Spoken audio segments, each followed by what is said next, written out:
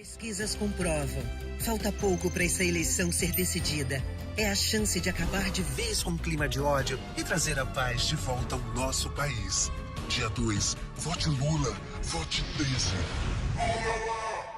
Há uma teoriazinha ali meio maldita na psicologia, em ciência política, que levanta a suspeita que todo político, no fundo, é um pouco psicopata. Porque se ele não fosse, ele não fazia isso. Um episódio da entrevista que Lula deu a uma revista chamada Playboy, que você conhece, o Hitler, mesmo errado, tinha aquilo que eu admiro no homem, o fogo de se propor a alguma coisa e tentar fazer. O Lula é fã de Hitler, declarada e publicamente desde 75.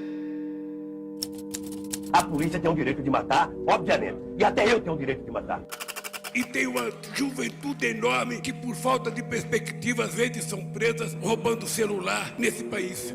O povo brasileiro deu a demonstração de que é possível o mesmo povo que elege um político destituir esse político. Derrubar um governo eleito democraticamente, sem que haja um crime de responsabilidade, não vai consertar nada. Por exemplo, o Lula alimentou ditaduras na Guiné Equatorial, na Angola, na Venezuela, na Cuba, na Líbia, na Síria, enfim. O Lula é um psicopata, cara. O Lula vem do movimento sindical. O movimento sindical é um movimento que mente. Então ele passa por isso tudo, e por tudo coisas muito piores que essa. Afinal de contas, para quê? Para salvar o país? Alguém acredita nisso?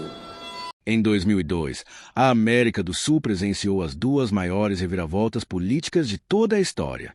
Uma delas virou até filme de Hollywood, e essa história aconteceu lá na Bolívia. No período de 90 dias na corrida eleitoral, o candidato que começou a corrida em último lugar nas pesquisas subiu até o primeiro lugar e foi eleito. O mesmo aconteceu aqui no Brasil. O candidato que tinha 70% de rejeição, que tinha acabado de ser derrotado em 3 eleições seguidas, na 4ª tentativa foi eleito presidente. Hoje é o dia do reencontro do Brasil consigo mesmo. O segredo dos dois foi o mesmo, o marketing. Começa agora o nosso primeiro programa do horário eleitoral. Hoje, quero pedir sua permissão para não falar de projetos. Na Bolívia, por exemplo, a empresa de marketing que foi responsável por fazer esse milagre era apenas a melhor do mundo. Eles chamavam essa empresa de cérebro de Bill Clinton, que foi eleito nos Estados Unidos de 1993 até 2001. O trabalho deles é simples: reembalar o candidato que o povo não gosta e vender, vender e vender. Isso aqui é basicamente pegar um candidato que o eleitorado não gosta, renomear ele e depois vendê-lo, vendê-lo e vendê-lo. E o Partido dos Trabalhadores foi inspirado a fazer o mesmo aqui no Brasil. Tudo que eu sou não é fruto da minha inteligência, não. Todas que fazem não prestam. Impressionante. Nas campanhas anteriores eu usava o teleprompter. Eu queria sempre improvisar, né? Você dava o tema para ele, qualquer tema, moradia, saúde, educação, ele ia lá e falava. Nos anos de 89, 94 e 98, o Lula não usava roteiro. Ele era apenas o Lula. Veja, eu acho que a democracia no Brasil ela é muito incipiente. Não deu certo. O motivo é que o verdadeiro Lula causava medo nos brasileiros. Não se votava no Lula pela própria figura que ele passava de terrorista. Não precisava nem a polícia matar, eu mesmo matava. Aquela raiva que ele tinha na voz. É que a democracia da burguesia, a democracia da classe dominante, é uma democracia eminentemente formal. Aquela imagem que ele tinha mal acabada, realmente de pessoas que vinham para pegar em armas e acabar com tudo. E as pessoas tinham medo. O senhor acha que com essa imagem, o senhor tem mesmo chance de derrubar todos esses poderosos que têm máquinas atrás deles e ganhar a eleição?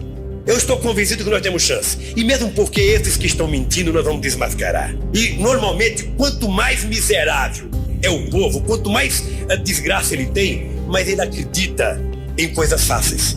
Quanto mais miserável ele é, mais ele acredita em fantasia. Então chegamos ao ano de 2002. O Lula se candidatou mais uma vez, porém as eleições vão acontecer apenas em outubro desse ano. E logo em março, no começo do ano de 2002, o mundo viu a maior virada política da história. O PT estava observando tudo, que nesse dia descobriu o poder de um marqueteiro. A grande frase de dúvida numa reunião do PT: se vocês estão tão certos, por que vocês não ganharam ainda? Se vocês acham que esse discurso de vocês é o perfeito, por que eles não ganharam ainda? Daí o Duda pegou uma pesquisa e mostrava o seguinte: 67% do povo tinha medo da minha imagem de grevista. Então o que aconteceu? O Lula falou, olha, comunicação, gente, é importante. Então é o que a gente canta. É como as pessoas compreendem o que a gente diz.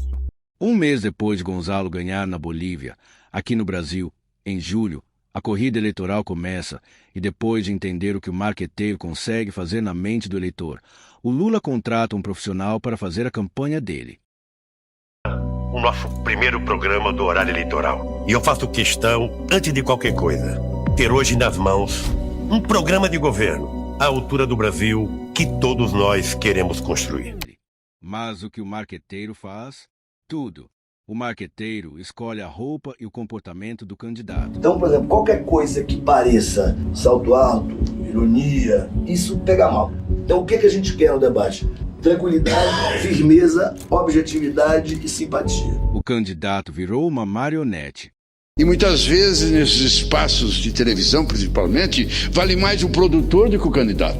O exemplo disso foi a campanha do Lulinha Paz e Amor, onde o candidato transformou o Lula. Aquele Lula que a gente conhecia, barbudo, mal vestido, meio metalúrgico, aquela coisa toda. O Duda Mendonça mudou. Você me chamou para eleger. Então, vocês já fizeram 3 campanhas e perderam. Agora confia no meu taco, amigo. Eu acho que as pessoas têm que ver você como gente, tem que ver o ser humano, o que é que tem aí dentro desse coração. E houve um momento naquela campanha, a primeira que o Lula ganhou, em que a figura do Duda era mais importante que a figura do Lula. As manchetes falavam mais do Duda Mendonça do que do Lula. O Lula é para presidente da República vestido de operário. E de presidente da República, o cara quer uma presidente da República. Quem explicava tudo isso era o Duda.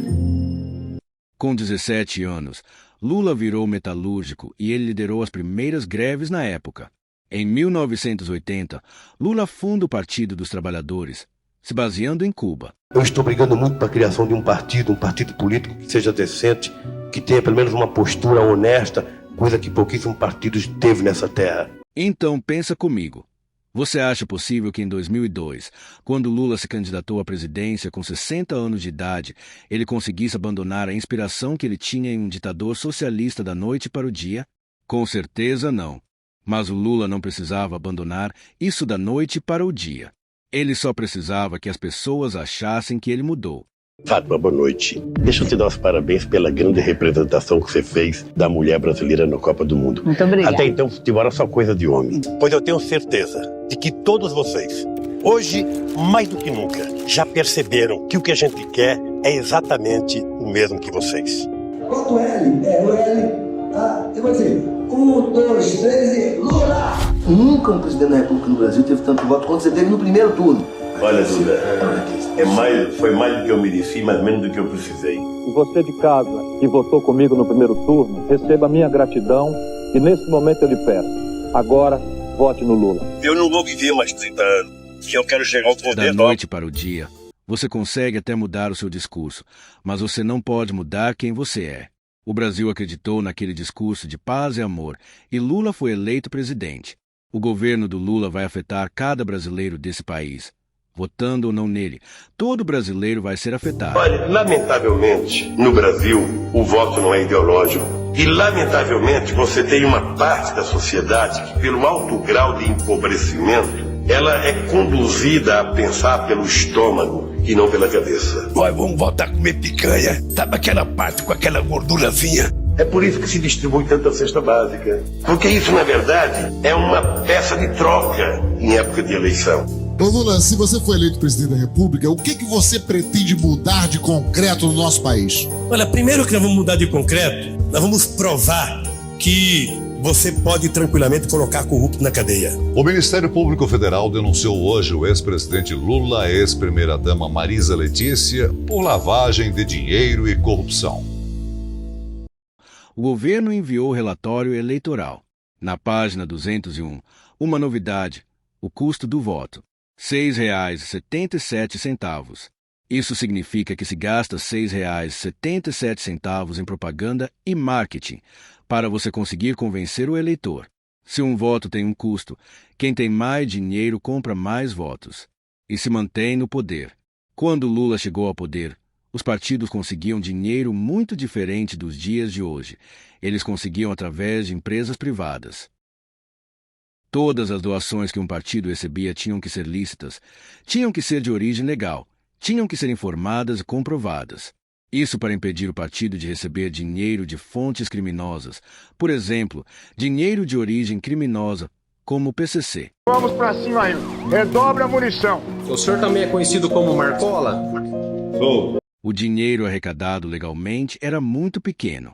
Então, quando Lula chega ao poder em 2002, o PT, prevendo que precisava de mais dinheiro para se manter no poder, inventa uma forma de arrecadar dinheiro de origem criminosa, o mensalão. O julgamento do mensalão é o desfecho de um escândalo político descoberto há 7 anos, um dos maiores da história recente do Brasil. Maior esquema de corrupção que eu vi nos últimos anos. A acusação era de que uma quadrilha, composta por políticos, banqueiros e donos de agências de publicidade e chefiada por José Dirceu, o homem forte do primeiro mandato do ex-presidente Lula, corrompeu políticos para comprar apoio ao governo no Congresso. E o caso do mensalão era isso, era uma quadrilha organizada que funcionava dentro do Estado, tentando ocultar uma porção de coisas.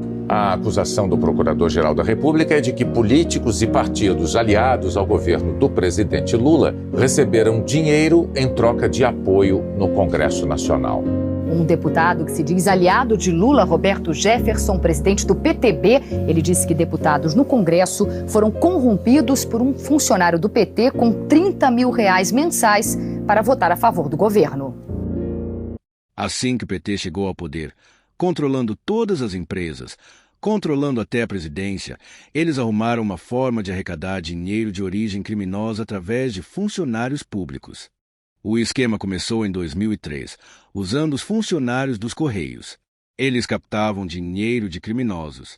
Esse dinheiro era mandado para fora do Brasil, transformado em caixa 2 e usado para pagar campanhas políticas. O PT tinha mais dinheiro do que todos os candidatos.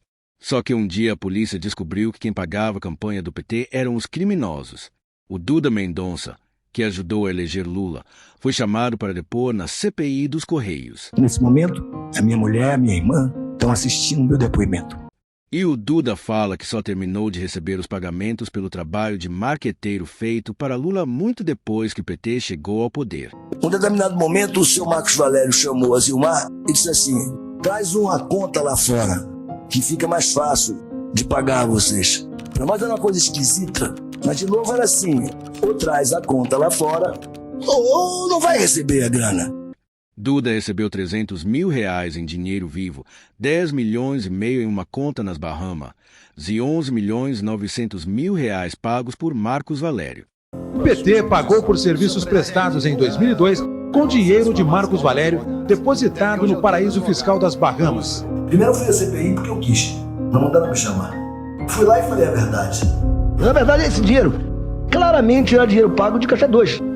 A gente sabia disso, inclusive. Mas a gente não tinha opção. Marcos Valério não é tão generoso a ponto de oferecer um presente ao presidente Lula e ao PT, à cúpula do PT, pagando uma conta do partido. Esse dinheiro veio de algum lugar. Se eu tivesse feito com a maioria das pessoas, não tinha nada pra mim. E o objetivo maior das investigações da SCP é exatamente descobrir de onde veio esse dinheiro. Lula fez um pronunciamento de emergência pedindo desculpas pelo mensalão. Não tenho nenhuma vergonha de dizer ao povo brasileiro que nós temos que pedir desculpas. O PT tem que pedir desculpas. O governo, onde errou, tem que pedir desculpas. Porque o povo brasileiro não pode, em momento algum, estar satisfeito com a situação que o nosso país está vivendo. Mas de onde veio o dinheiro que foi pago ao Duda para fazer a campanha de Lula? De onde saiu esses 11 milhões e 900 mil? Então, Marcos Valério vai depor a polícia e a gente descobre de onde veio o dinheiro. O dinheiro veio do PCC. Uma organização fundada por presos paulistanos. No começo, ninguém acreditava nessa facção. O PCC tem muito dinheiro. O Ministério Público estima que o primeiro comando da capital, PCC, movimenta anualmente R$1 bilhão, dos quais apenas 20% circula dentro do Brasil. O Ministério Público estima que o PCC movimente cerca de R$1 bilhão anualmente. O que torna o PCC uma das maiores facções criminosas do mundo. A gente recebia dinheiro de BIM. E que, além disso, no dinheiro dos bingos, os bingos estariam lavando dinheiro do crime organizado e financiando campanha de candidatos a vereadores do PT e de deputados do PT em dinheiro vivo. E crime organizado esse PCC.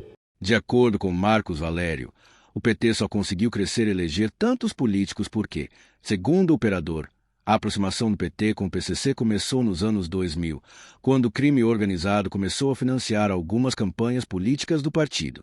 Então, em 2002, quando Lula foi eleito, o prefeito Celso Daniel, que também era do Partido dos Trabalhadores, fez um dossiê. Ei, pessoal, se você está gostando do que está assistindo, não deixe de se inscrever no nosso canal. Estamos a caminho da nossa primeira meta de 500 inscritos. E cada um de vocês é essencial para nós. Este documentário está cheio de revelações incríveis. Se você não vai querer perder o desfecho. A sua participação faz toda a diferença. Então aproveite para deixar o seu like, ativar o sininho das notificações e comentar o que você achou. E não esqueça de compartilhar com os seus amigos. Vamos juntos espalhar essa mensagem e crescer essa comunidade. Contamos com você. Nos vemos no próximo vídeo.